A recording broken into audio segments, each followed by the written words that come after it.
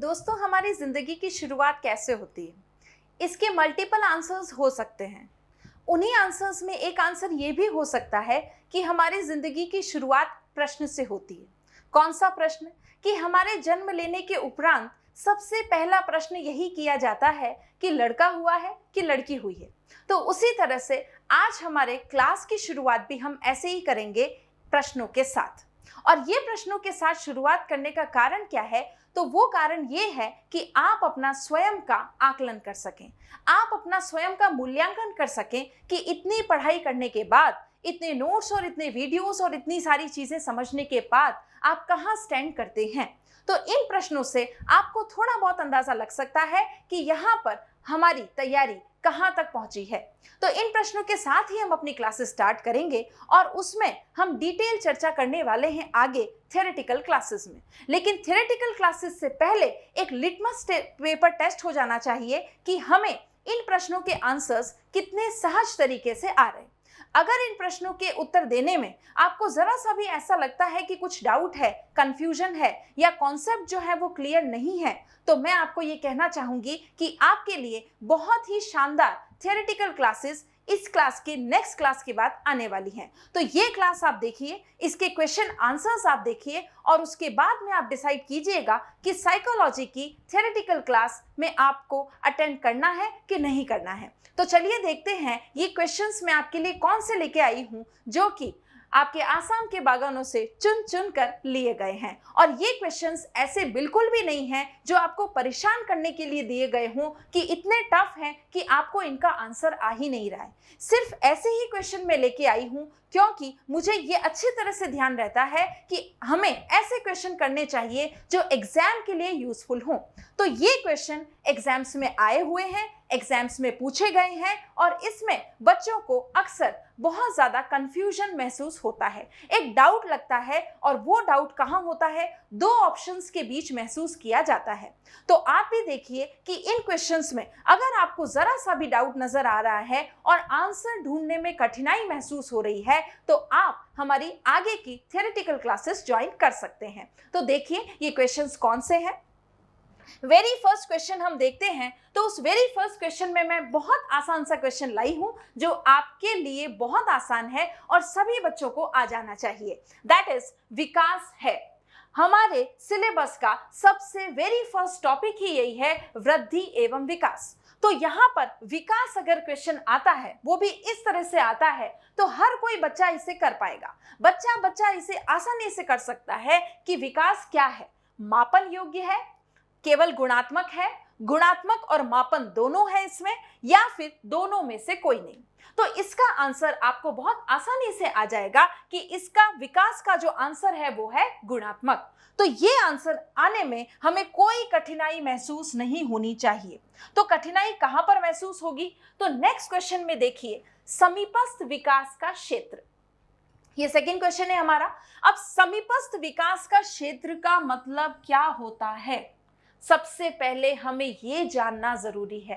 और अगर हमें समीपस्थ विकास का क्षेत्र सिद्धांत किसका है, किसके द्वारा लाया गया, इसकी व्याख्या क्या है, इसका महत्व क्या है साइकोलॉजी में, अगर ये सारी चीजें आती हैं तो ही आप इस ऑप्शंस में से आंसर का चुनाव कर सकते हैं। अदरवाइज आप कंफ्यूज हो जाएंगे और कंफ्यूज होने के बाद हम क्या करते हैं? तुक्के का प्रयोग करते हैं। और तुक्के में सबसे ज्यादा अच्छा आंसर हमें कौन सा लगता है? वही लगता है जो सबसे ज्यादा जम रहा हो। हम कहते हैं, सभी बच्चे ये कहते हैं कि मैडम ये आंसर थोड़ा जम रहा है, इसलिए हमने ये आंसर जो है वो मार्क कर दिया। तो यहाँ पर देखते हैं समीपस्थ विकास का क्षेत्र का मतलब क्या होता है। अध्यापक द्वारा दिए गए सहयोग की सीमा, बच्चों का सामर्थ्य, बच्चों का स्वतंत्र रूप से किया जाने वाला तथा सहायता के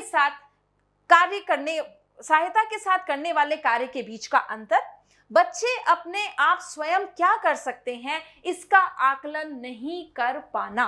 तो ये चार ऑप्शन मैंने दिए हुए हैं। आपको इसका आंसर इन केस, सपोज जैसे हम मैथ्स में करते हैं ना, माना कि मेरे पास 100 रुपए हैं, ऐसे हम क्वेश्चन का सपोज वाला हाइपोथेटिकल एक सीन क्रिएट करते हैं। तो उसी तरह से माना कि आपको इस क्वेश्चन का आंसर नहीं आता है, तो आप क्या करेंगे?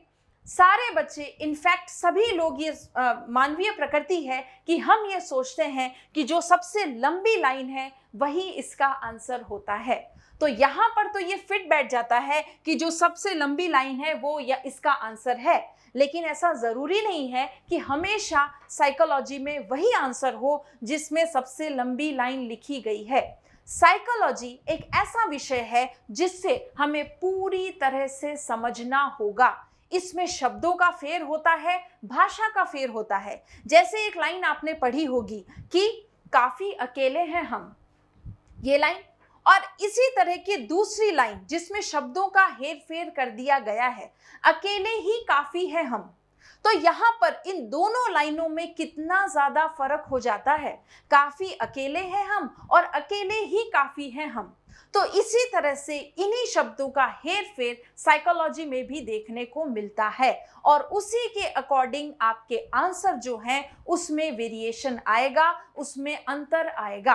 तो साइकोलॉजी मीन्स समझना, साइकोलॉजी मीन्स कॉन्सेप्ट क्लियर करना। तो यहाँ पर इससे संबंधित आंसर निकालने में हम आपकी मदद करेंगे और आपके सारे कॉन्सेप्ट क्लियर करेंगे थ्योरेटिकल क्लासेस में। नेक्स्ट क्वेश्चन देखते हैं। नेक्स्ट क्वेश्चन हमने देखा है संरचनावादी उपागम क्या है। सबसे पहले तो हमें यह पता होना चाहिए कि उपागम का मतलब क्या होता है, और अगर ये पता है तो उसके बाद बात आती है इसकी कि संरचना का मतलब क्या होता है। संरचना का मतलब तो हमने बचपन की क्लासेस में सीखा था, बनावट होता है, लेकिन साइकोलॉजी में संरचना का मतलब क्या होता है। शिक्षा मनोविज्ञान में जितने भी सिद्धांत संरचना से संबंधित दिए गए हैं वो तो आपको आते हैं, लेकिन संरचना का शाब्दिक अर्थ क्या है, अगर इसको ढूंढ पाने में हम असमर्थ हैं तो माफ कीजिएगा, आपका आंसर गलत हो सकता है, और गलत 100% होगा क्योंकि आपके कॉन्सेप्ट क्लियर नहीं है। तो यहाँ पर कॉन्सेप्ट क्लियर करना ही हमारा उद्देश्य है। तो संरचनावादी उपागम क्या है, इसके ऑप्शंस आपको दिए गए हैं, बेशक आंसर भी इसी में है, लेकिन क्या करना है, कॉन्सेप्ट नहीं समझा है तो आंसर का पता लगा पाना बहुत मुश्किल हो जाता है। यंत्रवत याद करना संरचना का मतलब यह होता है। विद्यार्थी का पूर्व ज्ञान, क्या संरचना का मतलब यह है। अनुबंधन का मतलब संरचना होता है, या फिर दंड का मतलब संरचना होता है।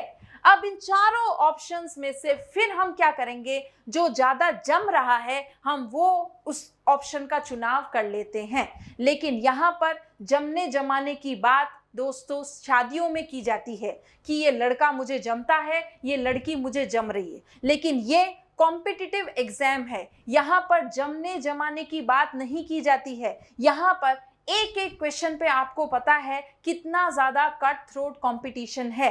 एक सीट पर 60 से 100 बच्चे, या अभी जो फॉर्म भरा रहे हैं उसमें हजारों बच्चों को कंपटीशन एक सीट के लिए होता है। तो एक क्वेश्चन अगर आपने गलत किया तो आप हजारों बच्चे पीछे चले जाते हैं। इसीलिए उस मूवी में भी बताया गया है कि एक चुटकी सिंदूर की कीमत तुम क्या जानो रमेश बाबू। तो उसी तरह से यहाँ पर एक क्वेश्चन के आंसर की कीमत सिर्फ उसी व्यक्ति को पता है जो एक नंबर से पिछले एग्जाम में रह गया था। तो हमें यहाँ पर फॉर ग्रांटेड नहीं लेना है कि कोई बात नहीं, इस क्वेश्चन का आंसर नहीं आया तो क्या हुआ, दूसरे क्वेश्चंस का तो आता है। हमें लगभग सारे क्वेश्चंस का आंसर आ जाएगा अगर हमने थियोरेटिकल क्लासेस अटेंड की है, हमारे कॉन्सेप्ट क्लियर है। नेक्स्ट क्वेश्चन देखते हैं क्या है। नेक्स्ट क्वेश्चन हमने लिया है कि स्व प्रत्यय कैसे विकसित होता है। फिर इसके ऑप्शन देखें, स्वयं की धारणा से, ठीक है, स्व है यहाँ पे तो स्वयं की धारणा तो होगी, लोगों की धारणा से नहीं, अगर स्व है तो लोग क्यों आएंगे इसमें, ये नहीं होगा, दोनों से, अरे जब ये हमने गलत कर दिया है तो ये वाला भी हम रॉन्ग कर ही देंगे, बुद्धि से नहीं, ये तो बिल्कुल नहीं होगा। तो यहाँ पर बच्चे जो एलिमिनेशन प्रोसेस यूज करते हैं उनमें हमें एलिमिनेशन प्रोसेस में सबसे आसान होता है 4 में से 2 को आउट कर देना। तो यहाँ पर ये 2 ऑप्शन तो आउट हो गए। अब हमें कंफ्यूजन और डाउट कहां पर होता है, 2 क्वेश्चंस में होता है, 2 ऑप्शंस में होता है। अब ये 2 ऑप्शंस क्या हैं, स्वयं की धारणा या लोगों की धारणा। अब यहाँ पर हम देख रहे हैं कि अगर हमारा कॉन्सेप्ट क्लियर नहीं है तो हमें इसका आंसर क्या लगेगा, क्वेश्चन के अकॉर्डिंग स्व प्रत्यय है, सेल्फ कॉन्सेप्ट है, तो सेल्फ कॉन्सेप्ट कैसे विकसित होगा, स्वयं की धारणा से विकसित होगा। और इसका चुनाव हम कर देंगे, अपने आंसर शीट में गोला भी एनसर्कल कर देंगे। लेकिन क्या आप जानते हैं कि अगर हमें इसका कॉन्सेप्ट क्लियर होता तो हम ये जान पाते कि सेल्फ कॉन्सेप्ट में स्वयं की धारणा भी आती है और लोगों की धारणा भी आती है। जैसे अक्सर इंटरव्यू में क्वेश्चन पूछे जाते हैं कि देखिए, क्वेश्चन कभी पूछा नहीं जाता, प्रश्न हमेशा किया जाता है। प्रश्न पूछा नहीं जाता है, प्रश्न किया जाता है। तो यहाँ पर अक्सर प्रश्न किए जाते हैं कि यहाँ पर अपने बारे में बताइए। इंटरव्यूज में आपसे पूछा जाता है कि थोड़ा बहुत अपने बारे में बताइए। तो हम कहते हैं कि मुझे गाने का शौक है, मैं अच्छा गाना गा लेता हूँ। लोग भी कहते हैं कि मैं अच्छा गाता हूँ। तो अब यहाँ पर मैं अच्छा गाना गा लेता हूँ, ये मेरे स्वयं की धारणा है। और लोग भी कहते हैं कि मैं बहुत अच्छा सिंगर हूँ, ये लोगों की बात है। तो इन दोनों के सम्मिश्रण से ये सेल्फ कॉन्सेप्ट डेवलप हुआ है। क्या आपको ऐसा नहीं लगता? ये स्व प्रत्यय की धारणा कैसे विकसित हुई कि मैं खुद अपने बारे में क्या मेरी मानसिकता है, एज वेल एज लोग मेरे बारे में क्या मान रहे हैं, क्या उनकी विचारधारा और धारणा है। इन दोनों के योग से एक कॉन्सेप्ट डेवलप हुआ, that is called self concept.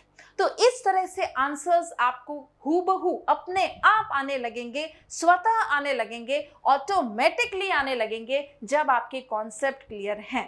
तो इस तरह से इन 4 क्वेश्चंस में हमने देखा कि कॉन्सेप्ट क्रिस्टल क्लियर करना कितना ज़्यादा ज़रूरी है। हम कितनी भी साइकोलॉजी पढ़ लें, लेकिन ये सब बातें जब तक माइंड में क्लियर नहीं होती है तो हमारे सारे जो फैक्ट हमने याद किए हैं उसका आपकी जो मेहनत है वो भी बेकार चली जाती है।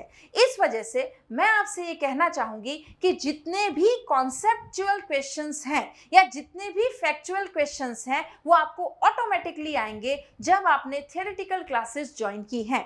तो थियोरेटिकल क्लासेस अगर आप करना चाहते हैं, इन क्वेश्चंस के माध्यम से अगर आपने ये सोचा है कि हाँ मुझे भी कॉन्सेप्ट्स और ज़्यादा क्रिस्टल क्लियर करने हैं, अगर आप पढ़ चुके हैं तो रिवाइज करना है, और अगर नहीं पढ़ा है, कुछ डाउट मन में है, कुछ जिज्ञासा मन में है और वो आप क्लियर करना चाहते हैं इन सिद्धांत से संबंधित कि प्रकार्यवाद क्या होता है, संरचनावाद क्या होता है, यहाँ पर फर्स्ट फोर्स किसे कहा गया है, यहाँ पे इड, ईगो, सुपर ईगो को हम कैसे व्याख्या करेंगे, अगर ये सारी चीजें आपके माइंड में भी एक क्वेश्चन मार्क बनाए हुए है तो ये थ्योरेटिकल क्लासेस आपके लिए है। तो ज्वाइन कीजिएगा इन क्लासेस को और आप पाएंगे कि पूरा का पूरा ट्रांसफॉर्मेशन हो चुका है इन थ्योरी क्लासेस को ज्वाइन करने के बाद। तो अगली क्लास में मिलते हैं दोस्तों, बहुत अच्छे रोचक तथ्यों के साथ और पूरी व्याख्यात्मक शैली के साथ, जिससे कि आपका कोई भी डाउट साइकोलॉजी से संबंधित फिर नहीं रहेगा और आपके एग्जाम में एक भी क्वेश्चन नहीं छूटेगा और सारे के सारे क्वेश्चंस आप बहुत कंफर्टेबल जोन में रहकर कर पाएंगे। तो मिलते हैं नेक्स्ट क्लास में, तब तक के लिए थैंक यू।